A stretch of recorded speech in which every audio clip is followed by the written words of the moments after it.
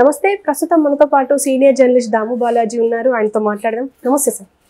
Sir, Pawan Kalyan కి అంటే TDP వాళ్ళు యాంటీ అవుతున్నారా అని అంటే కొన్ని వార్తలను బట్టి అనిపిస్తుంది. ఎందుకంటే పవన్ కళ్యాణ్ పనితీరు బాగాలేదు అని చెప్పేసి కేబినెట్ మీటింగ్ లో చంద్రబాబు నాయుడు సీరియస్ అయ్యారు అని చెప్పేసి వార్తలు వస్తున్నాయి. అది ఎంతవరకు నిజమయ్యే అవకాశం ఉంది సార్? అంటే దీంట్లో రెండు రకాలు ఉన్నాయి. ఒకటి ఏంటంటే చంద్రబాబు మొన్న కేబినెట్ మీటింగ్లో అనేక అంశాల మీద జనరల్గానే మంత్రులకి class పీకాడు.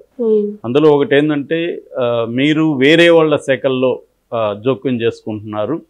For example RTC Dasara నుంచే ఆర్టీసీ ఉచిత బస్సు ప్రయాణం ఉంటుందని రెవెన్యూ శాఖ మంత్రి అనగాని సత్యప్రసాద్ ఎక్స్లో పోస్ట్ పెట్టాడు.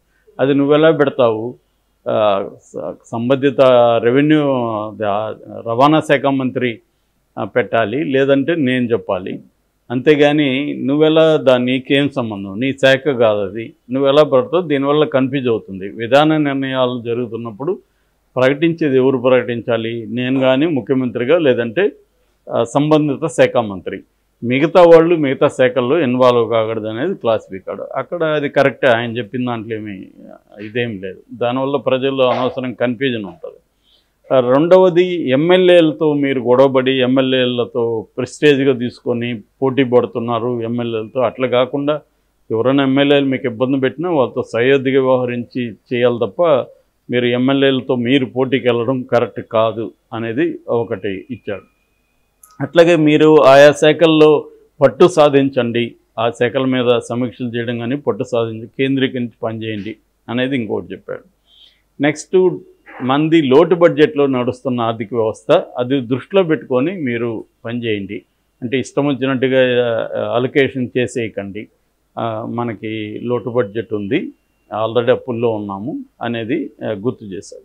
ఇవన్నీ నిజానికి ఆయన చెప్పినవన్నీ కూడా లాజికల్గా ఉన్నాయి. ఆయన అనుభవం కానీ గైడ్ చేసే పద్ధతి కానీ కరెక్ట్గానే ఉన్నాయి. అయితే ఇక్కడ కాంట్రవర్సీ అయ్యింది ఏంటంటే, ఒకటి, ఆయన నేను మంత్రులకి ర్యాంక్ ఇవ్వను కానీ అంటూనే ఒక ముగ్గురు మంత్రుల పేర్లు చెప్పారు, వీళ్ళు బెస్ట్ అని. అందులో లోకేష్, సహజంగానే నారా లోకేష్ పేరుంది. తర్వాత నిమ్మల రామనాయుడు పేరుంది, ఆయన ఇరిగేషన్ శాఖ మంత్రి. దాని తర్వాత నాదెండ్ల మనోహర్ పేరు ఉంది. సో నాదెండ్ల మనోహర్ జనసేన అని మనకు తెలుసు. సో ఈ ముగ్గురు పేర్లు ఉన్నాయి. సో పవన్ కళ్యాణ్ పేరు లేదు. సో దీన్ని బట్టి జనాలు ఏమి డెరివేట్ చేస్తున్నారంటే, పవన్ కళ్యాణ్ బ్యాడ్గా ఉన్నట్టే కదా, గుడ్ కాదంటే అర్థం బ్యాడ్గా ఉన్నట్టే కదా అని ఒక డెరివేట్ చేసి వ్యాఖ్యానిస్తున్నారు. సో పవన్ కళ్యాణ్ పట్ల చంద్రబాబు అసంతృప్తిగా ఉన్నాడు, ఇది ఇండైరెక్ట్గా చెప్పకుండా డైరెక్ట్గా చెప్పకుండా ఇండైరెక్ట్గా చెప్పాడు అని దీనికి ఇంకొంత మసాలా యాడ్ చేసి పవన్ కళ్యాణ్ మీద చంద్రబాబు ఆగ్రహం ఇవన్నీ చెప్తున్నారు. అది ఆగ్రహం వ్యక్తం చేసే పరిస్థితి లేదు. బట్ అతని పని విధానం బాగాలేదన్నట్టే కదా. టాప్ 3లో అతను లేడు. ఇతను ర్యాంక్ ఇవ్వనంటూనే ముగ్గురు పేర్లు చెప్పుండకూడదు. చెప్పుకోవడం అంటే అర్థం మిగతా మంత్రులు సరిగ్గా లేరు అనే కదా. లేనప్పుడు అందులో పవన్ కళ్యాణ్ కూడా ఉన్నాడు, సరిగ్గా లేని మినిస్టర్లలో. సో ఉంటే పవన్ కళ్యాణ్ పేరు కూడా చెప్పేవాడు కదా అయినా. సో పవన్ కళ్యాణ్ పట్ల చంద్రబాబు అసంతృప్తిగా ఉన్నాడు ఆయన పని విధానం పట్ల అని ఒక డెరివేషన్. ఇది కరెక్ట్గా అయితే లేదు. అయితే దీనికి వేరే సపోర్టింగ్ వ్యవహారాలు కూడా చాలా నడుస్తున్నాయి. ఫర్ ఎగ్జాంపుల్, అంబానీ పెళ్ళికి వెళ్ళాడు పవన్ కళ్యాణ్. అక్కడ మోడీ వచ్చినా కూడా మోడీతో ఫోటో దిగడం కానీ ఏమీ చేయలేదు. దాని మీద అందరూ ఏంటి మోడీ పవన్ కళ్యాణ్ పట్టించుకోలేదు, ఆయన పెళ్లి కూతురు పెళ్లి కొడుకుని ఆశీర్వదించడం, మిగతా వాళ్ళని కలవడం అన్నీ చేశాడు కానీ పవన్ కళ్యాణ్ పట్టించుకోలేదని వాదన వచ్చినప్పుడు పవన్ కళ్యాణ్ సమాధానంగా, నేను మోడీ గుండెల్లో ఉన్నాను, పక్కన ఉండాల్సిన అవసరం లేదని చెప్పాడు, సినిమా డైలాగ్. సో దాన్ని ఇప్పుడు వీళ్ళు ఏం చేస్తున్నారంటే, వీళ్ళు ఆంధ్రజ్యోతిలో ఒక కార్టూన్ వేశారు ఇతని మీద. ఆ కార్టూన్లో ఏముందంటే, సార్ మీరు గుండెల్లో ఉంటే సరిపోదు సార్, అమరావతిని, పోలవరాన్ని, విశాఖ స్టీల్ని కూడా ఆయన గుండెల్లో ఉండేటికి చేయండి సార్ అని కింద కామెంట్ చేస్తుంది. అంటే తెలుగుదేశం పత్రిక అందరికీ తెలుసు, ఆంధ్రజ్యోతి అంటే తెలుగుదేశం, చంద్రబాబు కంటే కూడా ఎక్కువ తెలుగుదేశం వైపు ఉండే పత్రిక. సో అటువంటి పత్రికల్లో పవన్ కళ్యాణ్ మీద సెట్ అయ్యారు. ఇది యాక్చువల్గా ఏ సాక్షి వేయాల్సిన కార్టూన్ ఇది. ఎందుకంటే మీరు ఆయన గుండెల్లో మీరుంటే సరిపోదు, ఆంధ్రప్రదేశ్ని కూడా ఆయన గుండెల్లో తీసుకెళ్ళండి అనేది సెన్స్. ఆ సెన్సు ప్రత్యర్థులు వేస్తే పర్వాలేదు, మిత్రపక్షంగా ఉన్న తెలుగుదేశం పత్రికే అలా వేయడం అంటే ఏంటి అంటే కొంత ఈ మధ్య ఏం జరుగుతుందంటే పవన్ కళ్యాణ్కి వ్యతిరేకంగా తెలుగుదేశంలోనే, జనసేనకు వ్యతిరేకంగా తెలుగుదేశంలోనే ఒక వర్గం కొంత మాట్లాడుతూ వస్తుంది. నిజానికి పవన్ కళ్యాణ్కి ఏమాత్రం ఇంపార్టెన్స్ చంద్రబాబు ఇవ్వట్లేదు. నిజానికి మనం చూస్తే ఢిల్లీకి ఎప్పుడు పోయినా ఇక్కడ రేవంత్ రెడ్డి ఉప ముఖ్యమంత్రి భట్టిని తీసుకెళ్తాడు. కానీ చంద్రబాబు ఢిల్లీకి వెళ్తున్న సందర్భం, ఈరోజు కూడా ఢిల్లీకి వెళ్ళాడు, పవన్ కళ్యాణ్ తీసుకెళ్ళట్లేదు. ఇది కూడా ఒక కారణంగా చెప్తున్నారు. అంటే పవన్ కళ్యాణ్ని చంద్రబాబు ఏమాత్రం ఇంపార్టెన్స్ ఇవ్వకుండా ఎక్కడ పెట్టాలో అక్కడ పెట్టాలి. మూడవ అంశం మామూలుగా సిర్ప్ అని ఉంటుంది, society for elimination of rural poverty, గ్రామీణ పేదరిక నిర్మూలన సంస్థ. దాని ద్వారానే పెన్షన్లు కానీ ఇతర స్కీములన్నీ కూడా అమలవుతుంటాయి సిర్ప్ ద్వారానే. ఆ సిర్పును యాక్చువల్గా అయితే అది గ్రామీణ రూరల్ డెవలప్మెంట్ వాటి కింద ఉంటుంది. అది దాన్ని పీకేసి వేరే మినిస్టర్కి, ఎంఎస్ఎంఈ మినిస్టర్ సత్యప్రకాష్ అనుకుంటా అతని పేరు, అతనికి ఇచ్చారు. సో ఇది కూడా అందరికీ ఆశ్చర్యమైంది. ఎందుకంటే అది కీలకమైన శాఖ సంస్థ, అది దాంట్లోనే ఫండ్స్ అవన్నీ ఉంటాయి రూరల్ దీనికి. అది ఎందుకు పీకేశాడు పవన్ కళ్యాణ్ నుంచి? పీకి పైగా ఆయన సంబంధం లేదు, పరిశ్రమల శాఖ మంత్రికి సిర్ప్కి ఏం సంబంధం? ఇది రూరల్ డెవలప్మెంట్ది కదా. దీన్ని పీకి ఎందుకు ఇచ్చాడు చంద్రబాబు? పేరుకి 5 శాఖలే కానీ అన్నీ కూడా ఫండ్స్ లేని శాఖలు.